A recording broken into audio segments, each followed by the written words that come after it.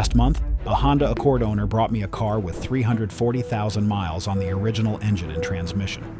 No rebuild, no replacement. Just the original 1.5-liter turbo still pulling strong. I pulled his maintenance records expecting something exotic. I didn't find it. I found one schedule, followed without exception, and it had nothing to do with the one printed in his owner's manual. I'm Dave, 20 years working on Hondas. Today, the only Accord maintenance schedule you'll ever need. And the one item Honda buries in fine print that's already quietly wearing out your transmission. Let's get into it.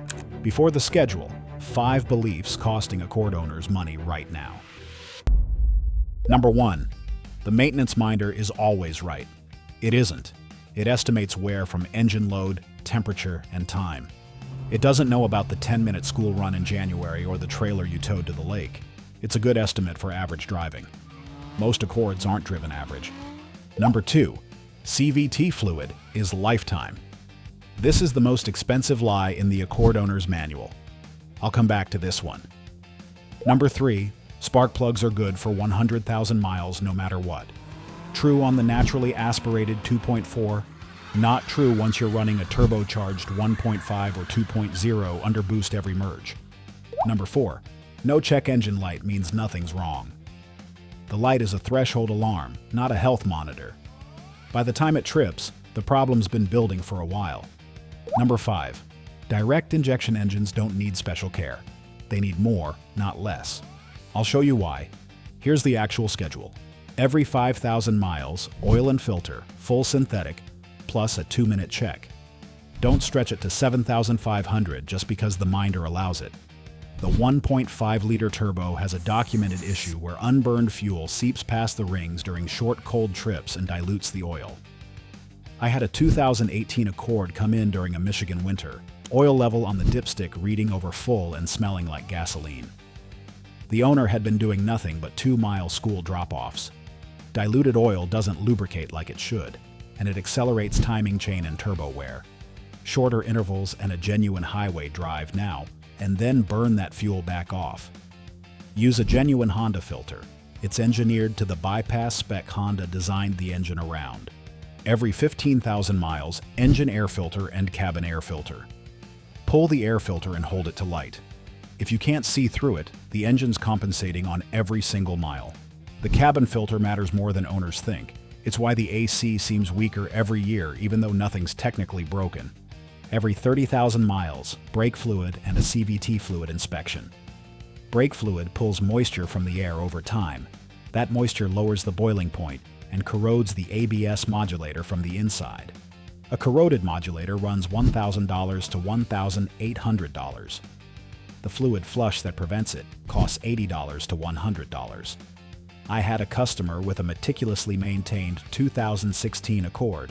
Oil changes on time for 6 years. Brake fluid never touched. Moisture content tested over 4%, right at the point it starts eating the modulator from the inside. At 30,000 miles, don't change the CVT fluid yet, inspect it. Bright red with no burnt smell, you're fine. Starting to darken, don't wait. Every 40,000 to 60,000 miles, spark plugs on the turbo engines. Turbocharged combustion erodes the electrode faster than natural aspiration ever does. You'll feel it before a code shows. Hesitation under acceleration, a flat spot at highway speed. Genuine Honda plugs, correct heat range, about $15 per cylinder. A catalytic converter damaged by prolonged misfires, runs over $1,200. Now the one Honda doesn't force you to look at, CVT fluid. The owner's manual treats it as inspect only under normal service, no fixed change interval. I want to be direct about this. There is no such thing as fluid that never breaks down. I've heard the same lifetime claim on Nissan CVTs and Ford's automatics, and every time we've opened a transmission that followed that guidance, we find the same thing: darkened fluid, glazed belt surfaces, a torque converter or pulley system, showing wear that a fluid change would have prevented. A CVT makes constant micro-adjustments to ratio under load. That's friction and heat happening continuously, not just at shift points like a traditional automatic. My interval, change genuine Honda CVT fluid, HCF2 specifically, every 30,000 to 40,000 miles. Don't substitute a generic CVT fluid that claims compatibility. The wrong friction modifier package causes shudder that the correct fluid prevents entirely. I had a 2019 Accord come in at 88,000 miles with a shudder between 30 and 45 miles an hour. Owner had followed the manual perfectly, oil on time, every recall handled, records for everything, never touched the CVT fluid because the manual never asked him to. That shudder was early belt and pulley wear. Ford calls it lifetime on their 10-speed. Honda just doesn't put a number on it. I put a number on it, 30,000 to 40,000 miles.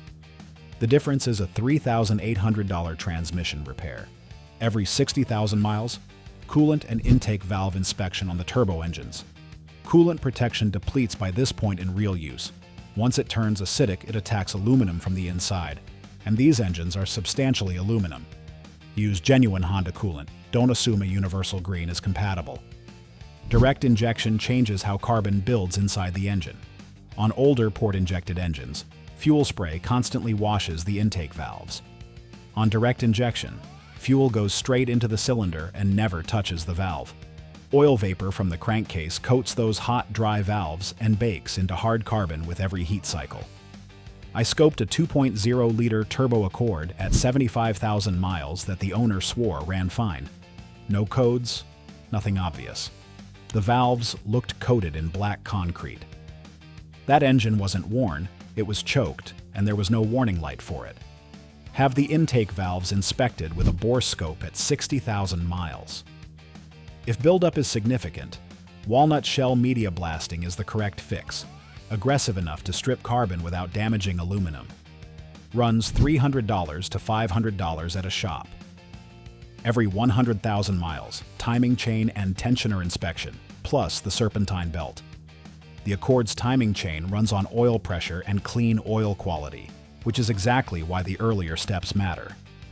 Listen for a brief rattle in the first 2 seconds after a cold start. That's the early warning sign, not something to wait out for 8 months. Caught early, a tensioner and guide job runs a few $100s. Ignored, you're looking at a full timing chain replacement north of $2,000. Here's the complete schedule. Every 5,000 miles, oil and genuine filter. Every 15,000 miles, engine and cabin air filters. Every 30,000 miles, brake fluid flush and CVT fluid inspection. Every 40,000 to 60,000 miles, spark plugs on turbo models. Every 30,000 to 40,000 miles, CVT fluid change, HCF2, no substitutes. Every 60,000 miles, coolant and intake valve inspection. Every 100,000 miles, timing chain and tensioner check plus serpentine belt. Follow this, and over 100,000 miles, you're spending roughly $1,100 to $1,400 at independent shop rates. The repairs it prevents: transmission rebuild, timing chain replacement, ABS modulator, catalytic converter, run $1,200 to $4,000 each. That's the whole math. The Accord that hit 340,000 miles didn't get there because the owner got lucky or babied it. He changed CVT fluid on a schedule Honda never printed. He never let the oil monitor talk him into 7,500-mile intervals in the winter. He scoped the intake valves before they choked the engine. Most Accords don't die from hard use, they die from CVT fluid nobody changed because nobody told them to, and brake fluid sitting for 6 years because the dashboard never complained. The difference between an Accord in a transmission shop at 130,000 miles and one still running at 300,000 isn't luck, it's this schedule.